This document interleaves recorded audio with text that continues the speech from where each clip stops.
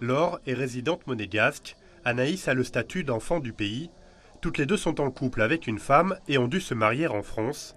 Des mariages non reconnus en principauté, ce qui n'est pas sans générer quelques difficultés.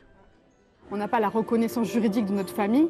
Nous, on a porté chacune un enfant. J'ai porté ma fille, ma compagne monégasque a porté notre fils. Donc notre fils est monégasque, ma fille est française. Les enfants grandissent et eux, ils ne comprennent pas pourquoi moi, j'ai pas l'autorité parentale, pourquoi je ne peux pas aller signer les documents à l'école, je ne peux pas faire tout ça, pourquoi ma compagne ne peut pas aller chercher notre fille à la crèche.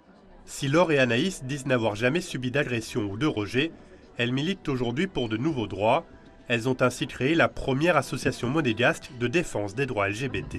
C'est la première à Monaco, elle est toute récente, on l'a créée le mois dernier.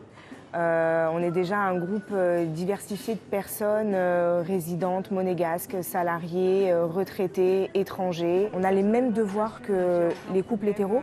On cotise pareil, vraiment on est exactement comme eux. Il faudrait qu'on puisse avoir les mêmes droits que les couples hétérosexuels. Car Monaco est très en retard sur les droits des personnes LGBT.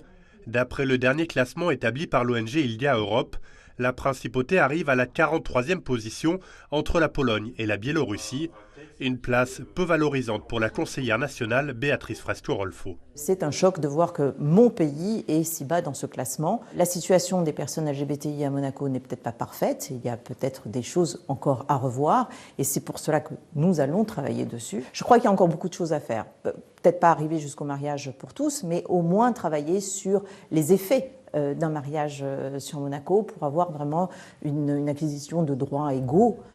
Cela prendra sans doute du temps dans un pays où l'Église a encore un poids important.